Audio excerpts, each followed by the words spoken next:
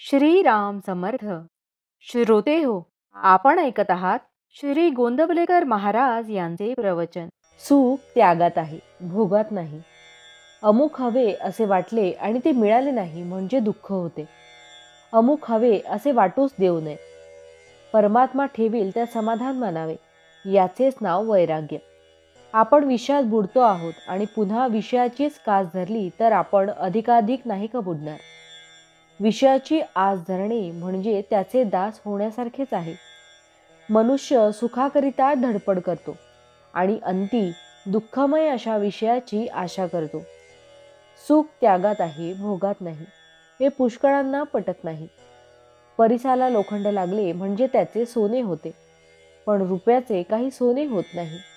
तसे आपण दिनाहून दिन म्हणजे अभिमान रहित झाले पाहिजे, आणि असे झाले म्हणजेच परमात्म्याला अनन्य शरण जाता येईल. हे व्हायला त्याची कृपाच पाहिजे, आणि ती नित्य भाकावी. एखाद्या गोष्टीने आपले मन अस्वस्थ होते ते का बरे? त्या गोष्टीला आपण सत्यत्व देतो म्हणून. हा सर्व खेळ आहे, हे मिथ्या आहे असे जाणून ज्याप्रमाणे नट नाटकातली आपली भूमिका अगदी खऱ्यासारखी करतो, त्याप्रमाणे व्यवहार करावा. सुख समाधान सत्यात असते, मिथ्यात नसते. आजपर्यंत आपण विषय उपभोगले, पण त्यात आपल्याला सुख झाले नाही. मग विषय मिथ्या आहेत याची भगवंताने तुम्हाला प्रचिती नाही का दिली? तरी सुद्धा तुम्ही या विषयातच प्रपंच कसा सुधारेल असे मला विचारता, याला काय म्हणावे? जे दुःखमयच आहे त्यात सुख कुठून मिळणार? 2 लहान मुली भातुकली खेळल्या. जी मुलगी गरीब होती तिने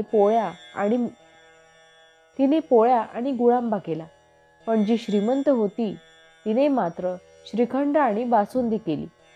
पहिलीचा गुळांबा जितका पोट भरण्याला उपयोगी नाही, तितकेच दुसरीचे श्रीखंडही उपयोगी नाही.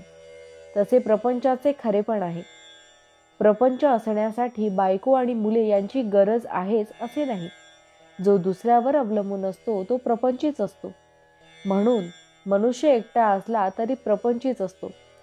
दुसऱ्यापासून सुख मिळवण्याचा प्रयत्न करणारा मनुष्य हा प्रपंची होय. 5 जण मिळून प्रपंच बनतो, त्यामध्ये प्रत्येक जण स्वार्थी असतो. मग सर्व सुख एकट्यालाच मिळणे कसे शक्य आहे? प्रपंचामध्ये अनेक वस्तू आहेत, पण भगवंताजवळ एकच वस्तू आहे. प्रपंचामध्ये कितीही वस्तू आणल्या तरी पुऱ्या पडत नाहीत, कारण एका वस्तूच्या आणण्यामध्ये दुसऱ्या वस्तूच्या आणण्याचे बीज आहे. पण भगवंताचे तसे नाही. भगवंताची वस्तू एकदा आणली की पुन्हा ती आणायला नको. भावार्थ: अमुक एक वस्तू आहे म्हणून मी सुखी आहे, या वृत्तीत राम नसून काही नसताना वृत्तीचे समाधान टिकले पाहिजे. जानकी जीवन स्मरण जय जय राम. महारुद्र हनुमान की जय. समर्थ रामदास स्वामी महाराज की जय. सब संतन की जय.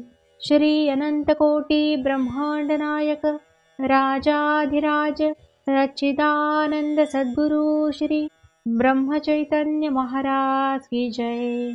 जय जय रघुवीर समर्थ.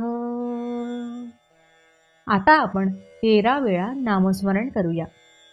श्रीराम जय राम जय जय राम. श्रीराम जय राम जय जय राम. श्रीराम जय राम जय जय राम. श्रीराम जय राम जय जय राम. श्रीराम जय राम जय जय राम. श्रीराम जय राम जय जय राम. श्रीराम जय राम जय जय राम. श्रीराम जय राम जय जय राम. श्रीराम जय राम जय जय राम. श्रीराम जय राम जय जय राम. श्रीराम जय राम जय जय राम. श्रीराम जय राम जय जय राम. श्रीराम जय राम जय जय राम. जय श्रीराम.